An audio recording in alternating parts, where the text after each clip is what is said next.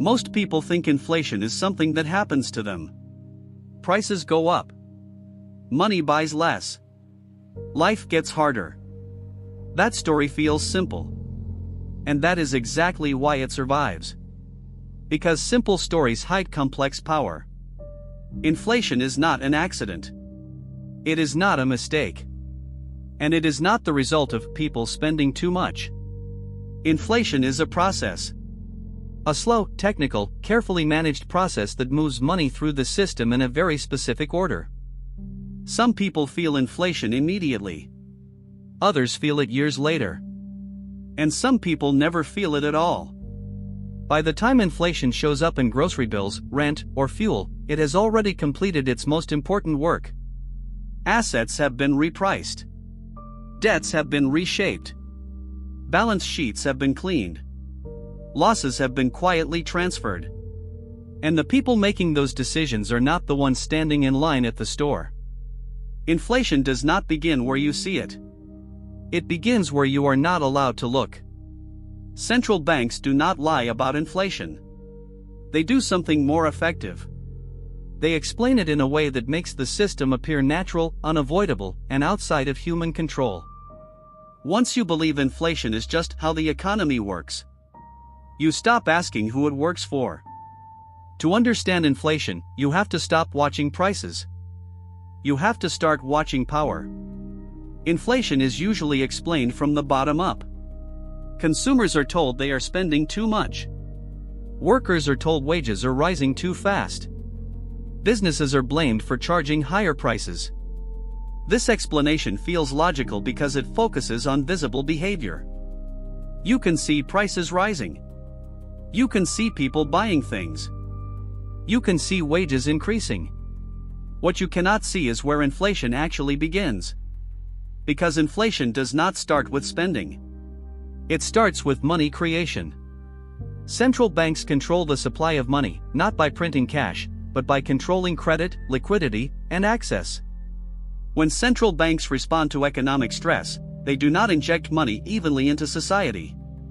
They inject it into specific channels. Government borrowing. Financial institutions. Asset markets. Large corporate balance sheets. This money does not flow downward immediately. It pools at the top. And while it sits there, it changes prices long before consumers notice anything. Asset prices move first. Stocks rise. Real estate inflates. Debt becomes easier to manage. This phase is rarely described as inflation. It is described as recovery. Stabilization. Support. By the time money reaches wages and everyday expenses, it has already changed the structure of the economy. Those closest to the source adjust early. Those furthest away adjust last. This delay is not a bug. It is the system working as designed. Inflation is not about too much money chasing too few goods. That phrase is repeated because it sounds neutral. But the real question is not how much money exists. It is who receives it first. Early access to money is power. It allows institutions to buy assets before prices rise. It allows governments to reduce the real value of existing debt. It allows financial systems to absorb shocks without public panic. Late access to money feels very different. By the time inflation reaches consumers, prices have already adjusted. Wages react slowly. Savings lose value quietly. Fixed incomes fall behind permanently. From the consumer's perspective, inflation feels sudden and confusing. From the system's perspective, it is gradual and predictable. This is why central banks focus public attention on consumer behavior. Because if inflation is caused by spending, then inflation can be solved by restraint. Spend less. Save more. Be careful. But restraint does not reverse inflation. It simply transfers the cost to those least able to absorb it. The system does not need everyone to understand inflation.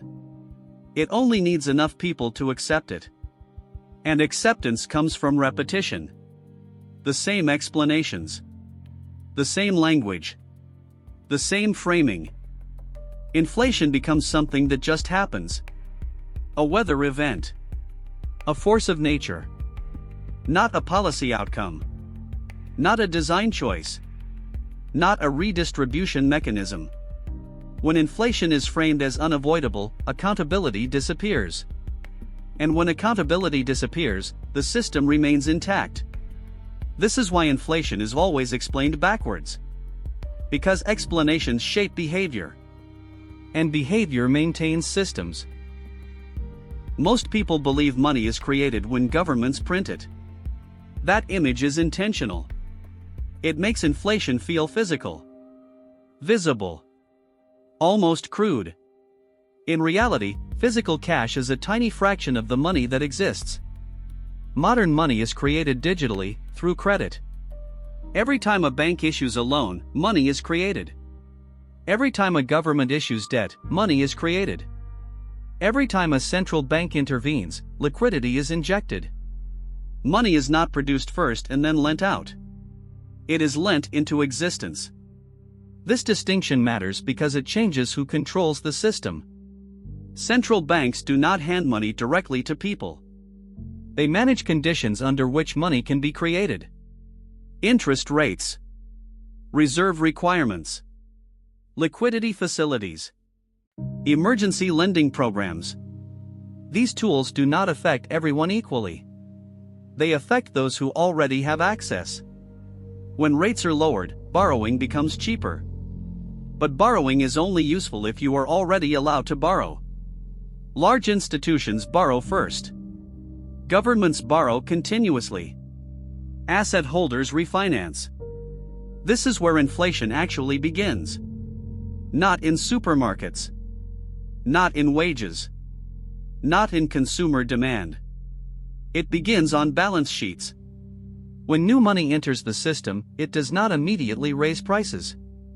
It first rearranges incentives. Cheap money encourages risk. Risk inflates asset prices. Inflated assets improve collateral. Better collateral enables more borrowing. This loop runs quietly. By the time consumer prices rise, the loop has already completed multiple cycles. This is why timing matters more than amount.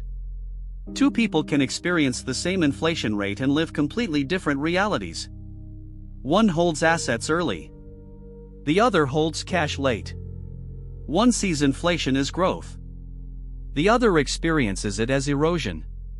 The system rewards proximity. Those closest to money creation adjust before prices react. Those farthest away adjust after prices lock in. Central banks know this. They openly discuss transmission mechanisms. That is the technical phrase for how money moves through the economy. But what is rarely emphasized is that transmission is not neutral. It has direction. It flows from institutions to markets. From markets to corporations. From corporations to wages.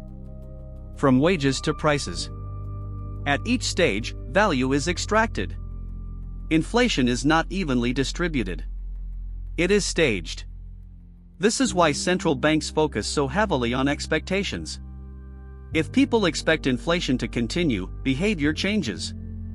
Workers demand higher wages. Businesses raise prices preemptively. Savers rush to spend. Expectations accelerate inflation. But expectations are shaped by messaging. And messaging is controlled. Central banks speak carefully. They signal without alarming. They reassure without explaining. The goal is not truth. The goal is stability. Stability does not mean fairness. It means predictability. A predictable system allows large players to plan. And planning is power. When inflation is framed as temporary, institutions delay adjustments. When it is framed as structural, assets reposition. This is not theory. This is why markets move on central bank speeches. Words matter because words guide capital. Meanwhile, individuals are told to wait. Inflation will come down. Rates will normalize. The system will stabilize. Waiting is expensive. Cash loses value every day inflation persists. Savings decay silently. Purchasing power erodes without headlines. This is why being careful stops working. Carefulness assumes stability. Inflation is instability managed from the top. And when instability is managed, someone pays. Usually the people without access to timing. Inflation is not about rising prices. It is about who gets time. Time to adjust. Time to reposition. Time to protect value. Central banks manage time, not just money. And once you see inflation this way, the story changes. It stops being about spending habits. It becomes about structure. When governments need money, they have only a few options. They can raise taxes. They can cut spending. Or they can allow inflation to do the work quietly. Only one of these avoids immediate backlash. Taxes are visible. People feel them instantly. They know who is responsible. Spending cuts are visible too. Programs disappear. Services decline. Voters notice. Inflation works differently. It does not arrive as a bill. It does not come with a name attached. It spreads slowly, unevenly, and without a clear moment of blame. This is why inflation has become the preferred pressure valve in modern systems. Not because it is efficient, but because it is politically survivable. Inflation allows governments to reduce the real value of debt without announcing a reduction. Debt remains the same on paper, but its weight shrinks over time. This process is rarely described as redistribution. But that is exactly what it is. Value moves from holders of cash and fixed income to borrowers and asset owners. Quietly. No vote required. No announcement necessary. From a political perspective, this is extremely useful. The cost is spread across millions of people. The timing is delayed. The responsibility is blurred. When people feel inflation, they argue with each other. They blame companies for greed. They blame workers for demanding higher wages. They blame consumers for spending too much. This fragmentation protects the system. A divided response is easier to manage than a focused one. Central banks play a critical role in this process. They are positioned as independent technocratic institutions. Neutral. Objective. Above politics. This framing is powerful. It allows governments to distance themselves from monetary consequences while still benefiting from them. When inflation rises, central banks explain it as complex. Supply chains. Global events. External shocks. All of these are real factors. But they are not the whole story. The deeper story is about trade-offs. Every time a government chooses stability today over pain now, it shifts cost into the future. Inflation is how that future cost arrives. Gradually. In pieces. This is why inflation often feels unfair. Not because it targets specific people intentionally, but because it follows the structure of the system. Those with assets can adapt. Those with debt can adjust. Those dependent on wages cannot move as quickly. Inflation rewards flexibility. It punishes rigidity. This rigidity is not a moral failure. It is a structural condition. Most people cannot reprice their labor daily. They cannot renegotiate contracts continuously. They cannot hedge against policy shifts. They experience inflation as loss, not adjustment. This creates a psychological problem. People sense that something is wrong, but they cannot locate the cause. There is no single law to protest. No single decision to reverse.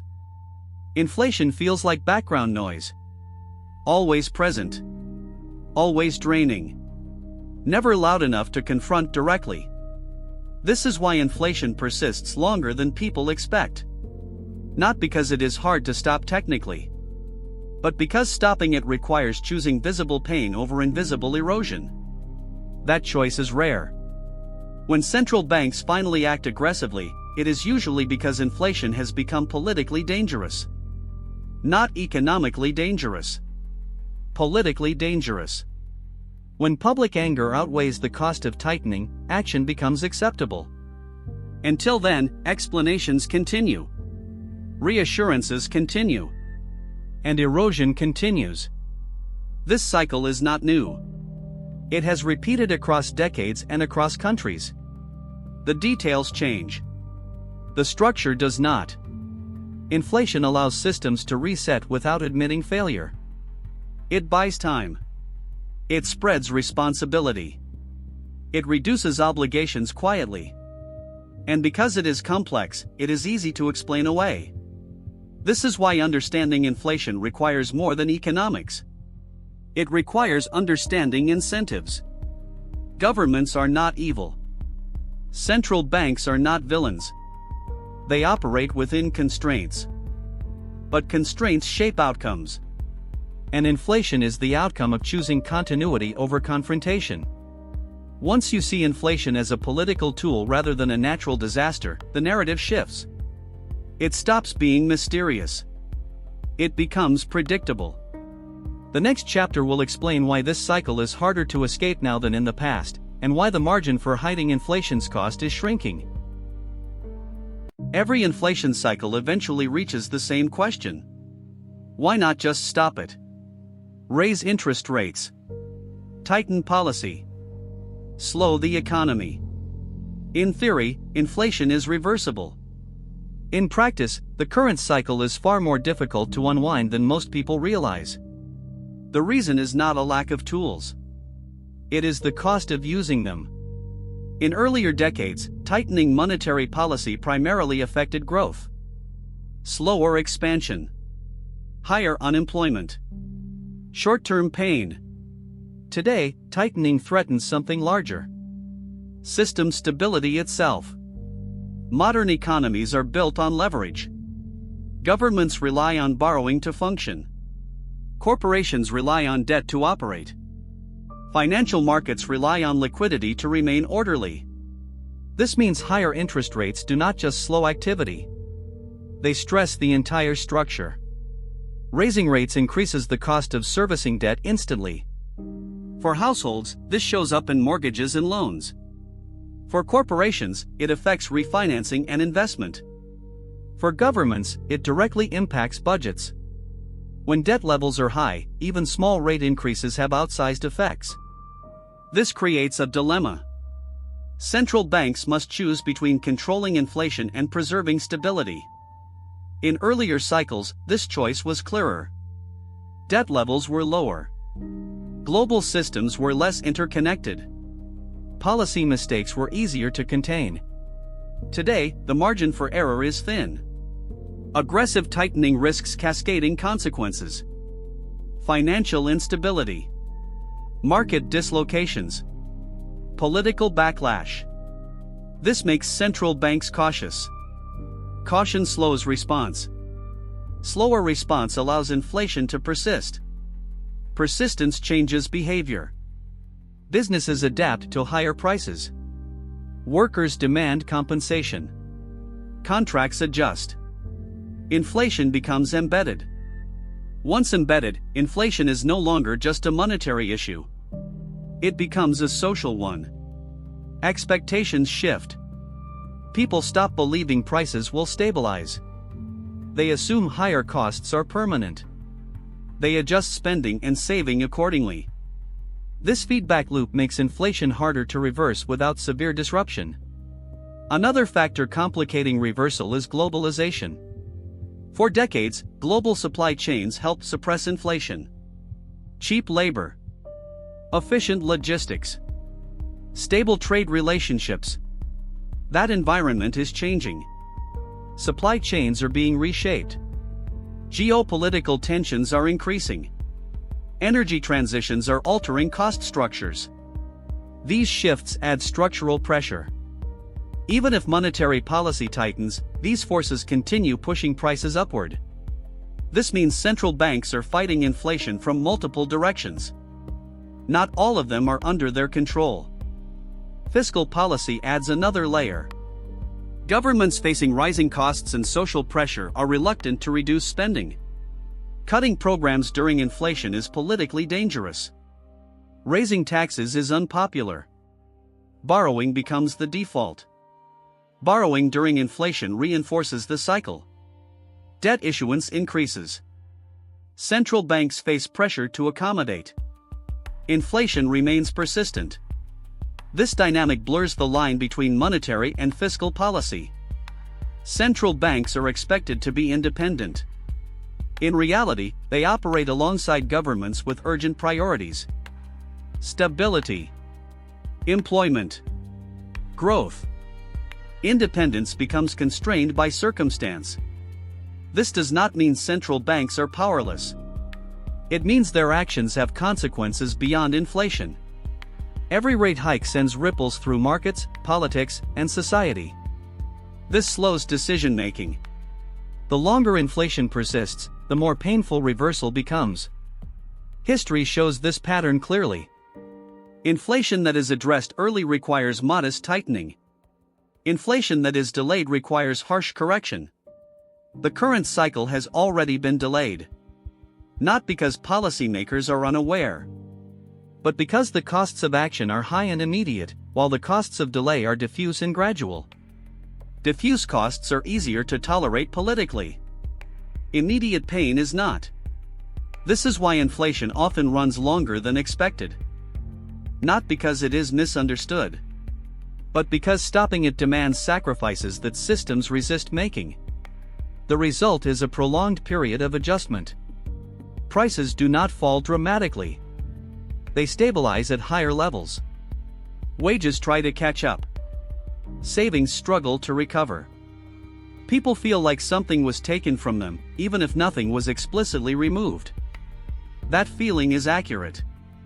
Inflation does not destroy value openly. It reshapes it. It moves value across time, across groups, across balance sheets. And once that movement occurs, reversing it is difficult. You cannot easily restore lost purchasing power. You cannot rewind price structures. You can only stabilize what remains. This is why inflation feels like a permanent shift rather than a temporary problem. Because in many ways, it is. Not a crisis that ends. A transition that settles. Understanding this reframes the question. The issue is not when inflation will disappear. The issue is how systems adapt to a new baseline. Who adjusts successfully? Who struggles? Who absorbs the cost? This is not about predicting outcomes. It is about recognizing constraints. Constraints shape decisions. Decisions shape systems. And systems rarely move backward once they have adapted to pressure. Inflation is often treated as a temporary inconvenience. Something that will eventually settle. Something that can be managed with patience. Something that people are expected to endure quietly. But inflation is not just a phase. It is a structural adjustment. Once prices reset, they rarely move backward. Once purchasing power erodes, it is rarely restored. Once expectations shift, behavior changes permanently. This is why inflation feels different from other economic problems. It does not arrive with a clear beginning. It does not end with a clear resolution. It reshapes everyday life without announcing itself. Central banks do not hide this reality. They operate within it. Their role is not to eliminate inflation entirely, but to manage how it unfolds. To slow it. To contain it. To prevent panic. But management is not the same as prevention. And stability is not the same as fairness. Inflation resolves problems that systems cannot confront directly. Excess debt. Structural imbalances. Political constraints. It spreads the cost across time instead of concentrating it in one moment. That is why it persists. Not because policymakers misunderstand it, but because alternatives are more disruptive. Understanding inflation this way changes how you interpret economic narratives. It stops being about price tags. It stops being about consumer behavior. It becomes about structure, incentives, and timing. This channel exists to explain those structures. Not to predict markets. Not to offer shortcuts. But to make the system visible. Because once you see how money actually moves, confusion fades. And clarity arrives before headlines do. If you want calm, clear explanations of how money, power, and economic systems really work, subscribe to Rich Simplified. New videos continue breaking down complex financial realities without noise, hype, or panic.